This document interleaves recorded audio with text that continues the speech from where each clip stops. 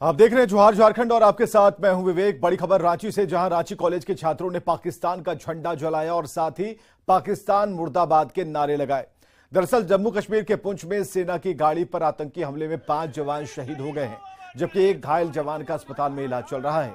इस आतंकी हमले की जिम्मेदारी पीपुल्स एंटी फासिस्ट फ्रंट यानी कि PAFF ने ली है और इसे आतंकी संगठन जैश-ए-मोहम्मद समर्थित बताया जा रहा है।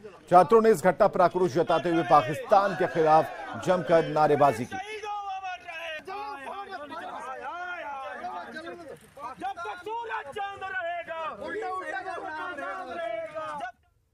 शांति प्रिय लोग, हम लोग हमारे जो सैनिक थे वो जा रहे थे, उस पे गंदे नालायक देश पाकिस्तान के कुछ गंदे लोगों ने हमला कर दिया और हमारे 5 जवान शहीद हो गए। हम केंद्र की सरकार से मांग करते हैं कि 5 जवान शहीद हुए हैं, उसके बदले हमें 500 सर चाहिए। और अगर पाकिस्तान को लड़ने का औकात है तो कह दे हम झारखंडी युवा से हम लोग सीधा उनसे मुकाबला करेंगे, ऐसे पीछे का वार नहीं करेंगे। वो एकदम बहुत काराना हरकत किया और हम लोग उनकी कड़ी से कड़ी निंदा करते हैं। और बड़ी खबर है रामगढ़ से, जहां के भतानी नगर OP क्षेत्र के भुरकुंडा रेलवे स्टेशन साइडिंग के कोयला डंपिंग साइट पर अचानक आग लग गई। इसके कारण सैकड़ों टन कोयला आग की जद में आ गया। अगलगी की सूचना पर पहुंची फायर ब्रिगेड की गाड़ियां आग बुझाने की कोशिश में जुटी हैं, तो ये अगलगी में सैकड़ों टन कोयला स्वाहा हुआ है और फायर ब्रिगेड की गाड़ियां लगी हुई हैं इस आग पर काबू पाने के लिए।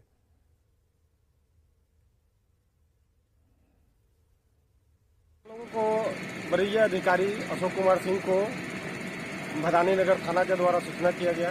उसके बाद अविलंब हम लोग को सूचना किए। उसके बाद हम लोग तत्काल वहां से टर्न आउट लिए और उसके बाद भदानी नगर थाना के पास पहुंचे, फिर आग में फायर फाइटिंग करना चालू कर दी।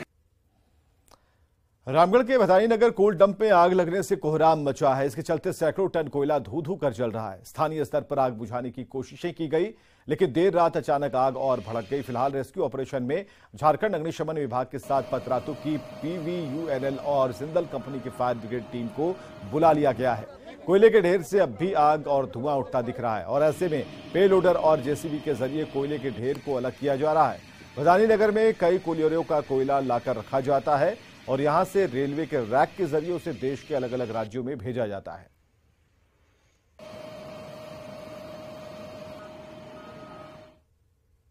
इसको अगर हम लोग नहीं सहयोग करते हैं या इसको हम लोग नहीं बुताते हैं तो सरकार की बहुत ज़्यादा क्षति होगी। तो इसको देखते हुए हम लोग उसको बुताने का भी काम कर रहे हैं और उसका शिफ्टिंग कर रहे हैं कि वो काट करके उसको जितना आग भाग लगा हुआ है उस भाग को हम लोग वहाँ पे काट करके कहीं दूसरी जगह भी शिफ्ट कर देते हैं और उसके बाद आग बुझ जाएगी। उसके बाद जो कोयला जो शिफ्ट किया हुआ है फिर वापस इधर देखा जा रहा है कि शिफ्टिंग को लेकर के ग्रामीणों का कुछ विरोध भी हो रहा है। ग्रामीणों का मांग है, ग्रामीणों का कहना भी उचित है क्योंकि उसके द्वार पर रखने जा रहे हैं तो उनको गर्दा वगैरह है इसके ऊपर, लेकिन वहाँ रखा नहीं जाएगा। वो सिर्फ अभी तक बोकारो के फुसरो में 12 जून 2009 को नक्सलियों की ओर से लैंडमाइंस विस्फोट में शहीद सैप के जवानों की पत्नी नौकरी के लिए अब तक भटक रही हैं और इस घटना में कुल 9 जवान शहीद हुए थे। शहीद परिवार को मुआवजा के रूप में राशि तो मिली, लेकिन आज तक अनुकंपा के आधार पर नौकरी नहीं मिली। शहीद जवान की पत्नी का आरोप है कि सचिवालय से लेकर पुलिस मुख्यालय तक दौड़ लगाते लगाते वे थक चुकी हैं और उनका कहना है कि सरकार ने 2021 के बाद शहीद होने वाले परिवारों को नौकरी का प्रावधान किया है, लेकिन उन्हें इससे वंचित कर दिया गया। आज उनके पास जीवन यापन के लिए पैसे नहीं हैं। सरकार से मांगों पर विचार की ये अपील कर रही हैं।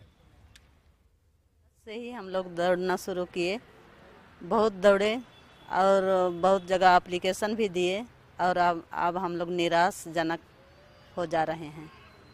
क्या चाहती हैं? अनुकंपा में नौकरी चाहते हैं।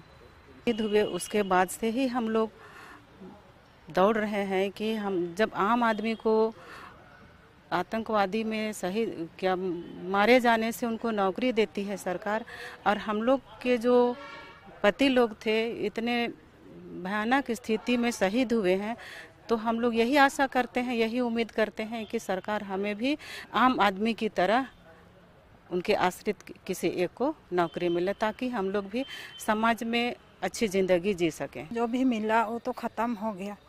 अब 4 बच्चे हैं, उन लोग को पालना बहुत मुश्किल है और 21 से लागू किया तो हम लोग को क्यों छोड़ दिया? हम लोग वही चाहते हैं, हम लोग को मिलना चाहिए। अभी बहुत कष्ट से बच्चों को पढ़ा लिखा रहे हैं, उसमें तो बच्चे छोटे थे, अब सब पैसा खत्म हो गया तो कैसे करेंगे आप। गुमला के बिशनपुर में राज्यपाल सीपी राधाकृष्णन का परंपरागत तरीके से स्वागत किया गया। इस मौके पर विकास भारत की सचिव अशोक भगत के साथ कई आला अधिकारी मौजूद थे। राज्यपाल ने बलातू में पीएम कौशल केंद्र के भवन का शिलान्यास किया और साथ ही सालम गांव में कृषि विज्ञान केंद्र की ओर से चलाई जा रही योजनाओं का जायजा लिया। इसके बाद उन्होंने जतरा टाना भगत की प्रतिमा पर माल्यार्पण किया और साथ ही जतरा टाना भगत स्कूल के बच्चों से मुलाकात की।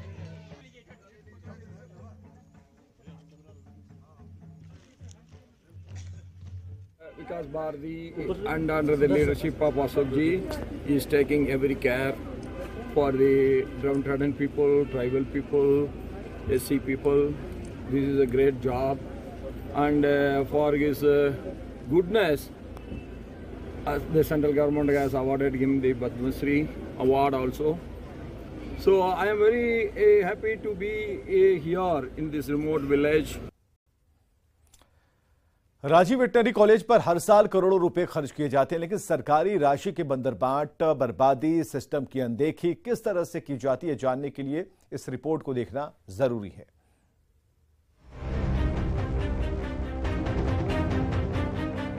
रांची वेटनरी कॉलेज में पशुओं के इलाज की हर जरूरी सुविधा के लिए सरकार करोड़ों रुपए खर्च करती है। बावजूद इसके पशुओं की जिंदगी कितनी सुरक्षित है, इसका एक नमूना आज हम आपको दिखाने जा रहे हैं। उदाहरण के लिए आप एनिमल कैरी वैन की ही हालत देख लीजिए। सिस्टम की उदासीनता की वजह से ये वैन गैरेज में पड़े पड़े सड़ने को मजबूर है। देखिए, न्यूज 18 की टीम जब रांची वेटनरी कॉलेज पहुंची है और जो एम्बुलेटरी वैन है हमने उसे खुलवाया है। खुलने के बाद जो साफ आपको नजर आ रहा होगा, ये कई महीनों के बाद, शायद पिछली बार कब खुला होगा पता नहीं। हमने लॉगबुक भी मांगी, लेकिन गाड़ी में लॉगबुक नहीं है। लेकिन आप जो ड्राइवर की जो सीट आप देख लीजिए कि ड्राइवर की सीट की स्थिति क्या है। साफ है कि अंदर में पूरा मकड़ी का जाल लगा है। और ये जो 63 लाख की जो गाड़ी है, आप समझ लीजिए कि गाड़ी पिछली बार कब चली होगी, पशुपालकों की मदद के लिए कब पहुंची होगी, ये शायद भगवान ही जानता है। एनिमल कैरी वैन के परिचालन की देखरेख करने वाले डॉक्टर अभिषेक बताते हैं कि दोनों वाहनों को चलाने के लिए न तो नियमित ड्राइवर हैं और न ही कॉलेज में दवाएं उपलब्ध हैं। और अभी सबसे ज्यादा हमको जो दिक्कत हो रही है इसको निकालने में कि हमारे पास दवाई नहीं है और जहाँ भी जाते हैं वहाँ किसान हमसे दवाई की मांग करते हैं और दवाई के अभाव में हम जो है वहाँ पर इसको इलाज नहीं कर पाते हैं। हम मात्र जो है कि उसको हम सर्विस सुविधा हम दे पाते हैं। कि पशुपालकों की शिकायत अक्सर आती है कि उनके लिए सरकारी अस्पतालों में एक प्रॉपर सुविधा जो कह सकते हैं कि इलाज के लिए उनको उपलब्ध नहीं हो पा रहा, जबकि सरकार ने सब कुछ दे रखा है। लेकिन व्यवस्था आप देख रहे हैं कि यहाँ पर कहीं पर भी आप देख सकते हैं कि स्थिति जो है, देख लीजिए, जंग लगा है, जंग छूट रहा है। मतलब साफ है कि पड़े पड़े ये एम्बुलेंस जो है बेकार हो रहा है। तो सवाल है कि लाखों करोड़ों की आप मशीन खरीद लीजिए, लेकिन जब उसका फायदा लोगों की भी नहीं मिले तो ऐसे सिस्टम का फिर फायदा क्या। कैमरामैन संत के साथ संजय कुमार सिन्हा, न्यूज 18 रांची। खबर कोडरमा से है, जहां प्रधानमंत्री किफायती आवास योजना के तहत जुमरी तिलैया नगर परिषद क्षेत्र में कुल 80 आवास बनकर तैयार हैं और कुल लाभुकों को नगर परिषद की ओर से फरवरी महीने में गृह प्रवेश कराया गया। इनमें से एक लाभुक ने आवास में रहना भी शुरू कर दिया, लेकिन अब लोगों को परेशानियों का सामना करना पड़ रहा है। दरअसल जो आवास अलॉट किए गए उनमें पानी की व्यवस्था नहीं है और बिल्डर की ओर से बिजली बिल बकाया रहने से लाभुकों को बिजली कनेक्शन भी नहीं मिल पा रहा। नगर परिषद के कार्यपालक पदाधिकारी के माने तो अभी तक आवासीय कॉलोनी का हैंड ओवर नहीं दिया गया, जिनसे उन्होंने जल्द ही बिजली कनेक्शन बहाली का भरोसा दिलाया। यहाँ पर रह रहे हैं, पानी का दिक्कत हमको आज 12 दिन से हो रहा है। और क्या समस्या है? और समस्या मतलब कि अब लाभुक लोग यहाँ पे 11 को किए कि अभी तक कोई आए नहीं है। हम अकेला रहते हैं, जंगली क्षेत्र है, जंगली जानवर इधर उधर भटकता है, बाउंड्री नहीं है, बिजली की बिल्कुल साधन नहीं है। अंधेरा में डर लगता है। शाम को 6 बजे हम केवाड़ी बंद करके अंदर घुस जाते हैं। ना गर्मी, ना पंखा है, न पानी। बिजली कनेक्शन की कार्रवाई जो है, अभी जो बिजली कनेक्शन है वो संवेदक का ही बिजली कनेक्शन है, तो संवेदक का कनेक्शन को हटाते हुए और सभी लाभुकों का जो इंडिविजुअल प्राइवेट कनेक्शन होगा उसकी कार्रवाई हम लोग कर रहे हैं अभी। और पानी जो है, पानी भी चूंकि बिजली से ही जुड़ा हुआ है, मोटर उसी से चलते हैं, लेकिन 1 सप्ताह के अंदर हम लोग बिजली और पानी का जो एक संकट है उसको दूर करेंगे ताकि अधिक से अधिक लाभुक जो है महीने के अंत तक वहां पर ट्रांसफर।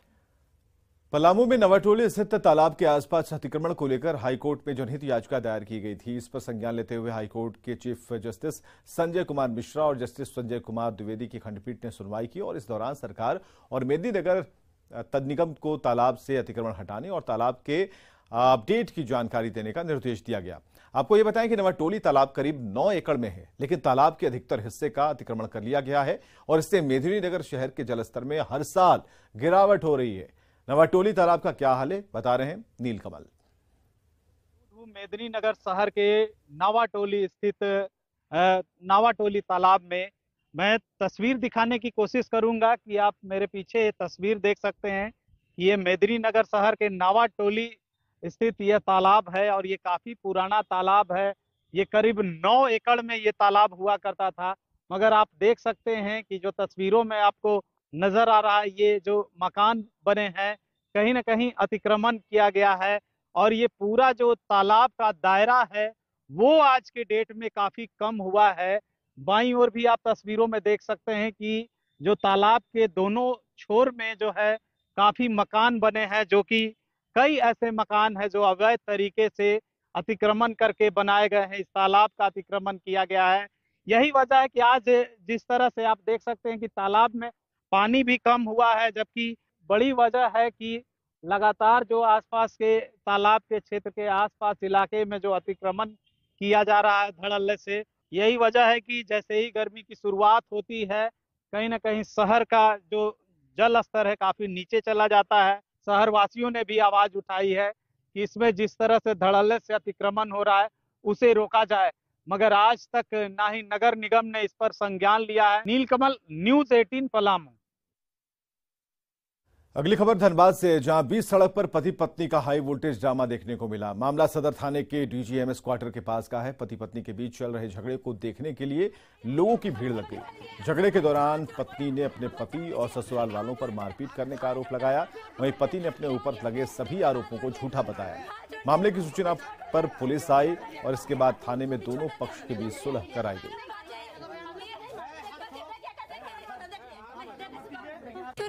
छीट दिया और एक झापड़ भी मारा। हम महिला थाना भी गए, महिला थाना में बोला कि लिखना पड़ेगा आवेदन, क्योंकि आवेदन पहले से ही महिला थाना मेरे पास 5 बार महिला थाना जा चुकी है। लड़ाई झगड़ा करती रहती है, डेली का उसका कोई सिस्टम है, ऑफिस से आती है कहाँ बात करती रहती है। अच्छा, ये बस यही बात है सर। आपने मन से मतलब मेरी माँ को मारी है, हाथ भी तोड़ दी 9 तारीख के डेट में गिरा के, अभी ठेल दी। मिली यही है कि मतलब यहाँ पे कुछ झगड़ा लड़ाई का ऐसा कुछ हो रहा है। हम लोग आए यहाँ पे देखें, हम लोग का हस्बैंड वाइफ का मैटर है, तो वही वाइफ को आरोप है कि हमको घर में नहीं घुसने दे रहे हैं।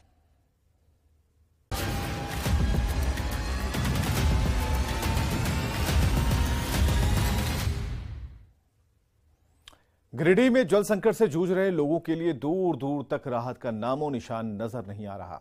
चवड़िया गांव के हैरान कर देने वाली कुछ तस्वीरें सामने आई हैं, इस रिपोर्ट में देखिए।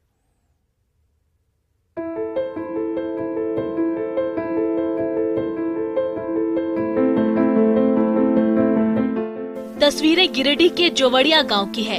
तपती गर्मी में प्यास बुझाने की जद्दोजहद करती इन महिलाओं को देखिए। पहले तो इन्हें पीने के पानी के लिए कई किलोमीटर दूर चलना पड़ता है, उसके बाद भी शुद्ध पेयजल शायद इनके नसीब में नहीं है। नदी के गंदे पानी के सहारे इनका जीवन कट रहा है। दिन भर में क्या बार पानी ले जल पड़ो? 3 बेर। कैसे लगो?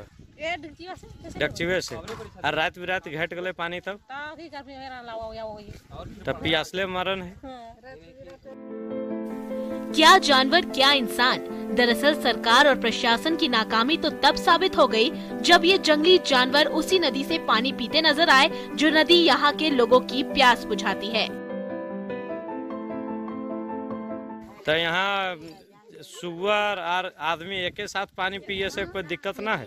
दिक्कत रहता चाहे कोई रहता कहाँ जी? मुखिया के नहीं कहा जाता नहीं। हैरानी की बात है कि जोवड़िया गांव में लोगों के लिए न तो कहीं जल मीनार है और न ही चापाकल की व्यवस्था है। ऐसे में ये लोग करें तो क्या? प्रशासन और सरकार के लोग इस समस्या को सुलझाने में फेल होते नजर आ रहे हैं। गिरिडीह से न्यूज़ 18 के लिए एजाज अहमद की रिपोर्ट। जामताड़ा के नारायणपुर प्रखंड के पश्चिमी छोर पर स्थित गांव बाबूडीह के भंडारी टोला में पेयजल की गंभीर समस्या है। यहां 20 घरों में करीब 100 लोग रहते हैं। यहां पेयजल के लिए 2 कुएं और चापानल है, लेकिन दोनों कुएं अभी पूरी तरह से सूख गए। आंगनबाड़ी केंद्र के पास ऐसे चापाकल भी पिछले 6 महीने से खराब है और इसकी सूचना देने के बाद भी चापाकल की मरम्मत नहीं हो पा रही। अभी गांव के लोग खेत के गड्ढे में जमा दूषित पानी पर ही पूरी तरह निर्भर हैं और इसी पानी को महिलाएं जमा करती हैं, उसका इस्तेमाल खाना बनाने के लिए करती हैं, पीने में भी उसी पानी का इस्तेमाल होता है। आंगनबाड़ी केंद्र में दूषित पानी से खाना बनता है, इससे बच्चों के बीमार होने की आशंका बनी रहती है।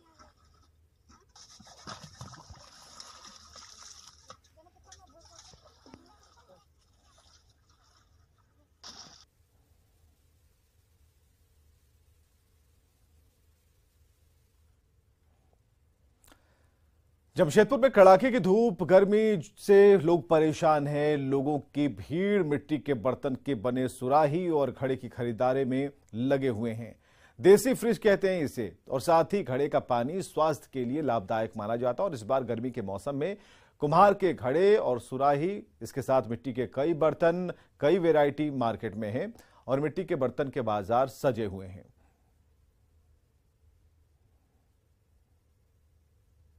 जमशेदपुर में कड़ाके की धूप है, कड़ाके की यहाँ पर गर्मी है। लोग जो है इस अपने चेहरे को रुमाल से ढककर, अपने चेहरे को कपड़े से ढककर भी आना जाना कर रहे हैं। और इस कड़ाके की धूप में, इस कड़ाके की गर्मी में आप देख सकते हैं कि यहाँ पर जो लोग हैं ये मिट्टी के बर्तन को यहाँ पर इस जगह खरीदना पसंद करते हैं। इसे हम देसी फ्रिज कह सकते हैं। और आप देख सकते हैं कि ये मिट्टी के बर्तन जिसमें पानी काफी ठंडा रहता है और कई मिट्टी के बर्तन यहाँ पर देख सकते हैं कि कई तरह के रूप है। मिट्टी के सुराही है, मिट्टी के घड़े हैं, मिट्टी के यहाँ पर आपका थर्मस है, ताकि बच्चे जो है जो स्कूल जाते हैं वो भी इस मिट्टी के थर्मस को लेकर वे स्कूल जा पाए। तो सारे रूप यहाँ पर देने का प्रयास किया गया है मिट्टी के बर्तन का। मिट्टी का पानी पीने से, मिट्टी के बर्तन का पानी यूज करने से शरीर के लिए भी फायदेमंद है। जैसे यहाँ मिट्टी का गिलास भी मिलता है हमें, कप भी है, प्लेट भी है। ये सब जितनी चीज पहले मिट्टी के लोग यूज करते थे अब नहीं करते, लेकिन मिट्टी के बर्तन यूज करने से शरीर के लिए बहुत फायदेमंद रहता है। मिट्टी का पानी शरीर के लिए बेनिफिट है। सुबह सुबह खाली पेट में पीने से बहुत अच्छा है और ओरिजिनल कुदरत का दिया हुआ है, मिट्टी का बना हुआ, तो ऑटोमेटिक शरीर के लिए और सबके लिए लाभदायक है। हम यहाँ दुकानदार से भी जानते हैं कि किस तरह वे मिट्टी के बर्तन बना रहे हैं, क्या क्या चीज बना रहे हैं, इसकी कीमत क्या है और लोग जो है मिट्टी के बर्तन खरीदना कितना पसंद करते हैं। जैसे देखिए बड़ा चुका कलर है, वो बाहर से आता है, वो सब ये सब लोकल है। सुराही, घाड़ा, आपका छोटा सुराही, दिया दबली, आपका मटका, अंडी, ये सब बड़ा बड़ा घाड़ा, लोग क्या पसंद कर रहे हैं? सब पसंद कर रहे हैं। टोटल आइटम जितना भी। तो मिट्टी के जो बर्तन है वो 100 रुपये से लेकर ये 400 रुपये तक यहाँ पर सामान की बिक्री होती है। मिट्टी के जो बड़े बर्तन है, जो बड़े घड़े हैं, उसकी कीमत 400 रुपये है, 300 रुपये है। तो कई तरह के यहाँ पर मिट्टी के बर्तन बनाए गए हैं ताकि जो लोग हैं इस गर्मी के सीजन में, इस गर्मी के मौसम में इस मिट्टी के घड़े का वो पानी पिए और शीतल पेयजल का वे आनंद उठाए। कमलेश कुमार, न्यूज 18 जमशेदपुर। झारखंड पुलिस लगातार पासपोर्ट वेरिफिकेशन में हो रही देरी को खत्म करने का प्रयास कर रही है ताकि कम से कम समय में लोगों को आसानी से पासपोर्ट उपलब्ध हो पाए। झारखंड पुलिस के अधिकारियों को पासपोर्ट कार्यालय के अधिकारियों ने पासपोर्ट सत्यापन से जुड़ी बारीकियों को बताया। इसमें पासपोर्ट के पुलिस वेरिफिकेशन की समय सीमा और कम करने पर जोर दिया। मार्च 2023 में रांची डिस्ट्रिक्ट की पुलिस ने 13 दिन के अंदर पुलिस वेरिफिकेशन रिपोर्ट सबमिट की है, तो जो एक काफ़ी अच्छा इम्प्रूवमेंट है। बट हम दोनों की कोशिश यही है, इसलिए जॉइंट वर्कशॉप किया जा रहा है कि किस तरह से हम इस समय को कम से कम कर सकें। अगर 3 या 4 दिन के अंदर पुलिस वेरिफिकेशन कंप्लीट हो जाएगी, सत्यापन हो जाएगा, तो ये आवेदकों के लिए काफ़ी अच्छा है। एम की अध्यक्षता में हम लोगों ने सेमिनार पुलिस लाइन में कराया था। उस वक्त हम लोगों का महीनों से ऊपर समय लगता था। उस वक्त बहुत सारा थाना हम लोगों का ऑनलाइन नहीं हुआ था, लेकिन सेमिनार के बाद हम लोगों ने मैक्सिमम थाना को ऑनलाइन करा दिया और प्लस सबको टैब दे दिया है। अब ये टेन्योर जो है ये समय घट के ये मार्च महीना में 13 दिन का हो गया। इसको और हम लोग 10 दिन से कम करने के प्रयास में हैं। कांग्रेस के प्रदेश कार्यकारी अध्यक्ष बंधु तिर्की ने बीजेपी विधायक दल के नेता बाबूलाल मरांडी पर निशाना साधा है। बंधु तिर्की ने कहा कि बाबूलाल मरांडी राज्य की जनता को मुद्दे से भटकाने की कोशिश कर रहे हैं।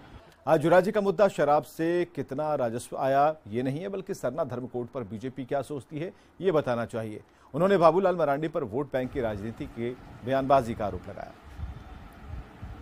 कुछ सीख। उत्पाद नीति में कितना राजस्व आया, कितना आया, कभी कम बेसी आया, कभी ज्यादा आया, ये मुद्दा आज का डेट में इस प्रदेश में नहीं है। आज इस प्रदेश में सबसे बड़ा मुद्दा है कि सरना धर्मावलंबियों का सरना कोड, ये एक बहुत बड़ा मुद्दा है। उस पर आपका क्या ओपिनियन है, क्या आपका मंतव्य, आप उसको बताएं। फिजूल की बातें और फिजूल के मुद्दों को ला करके लोगों को गुमराह किया जाता है यहाँ पर, और सिर्फ वोट बैंक के हिसाब से अपना बयान को ये लोग एक तरफ से कायम रखते हैं। और खबरें लगातार जारी हैं, बने रहें हमारे साथ।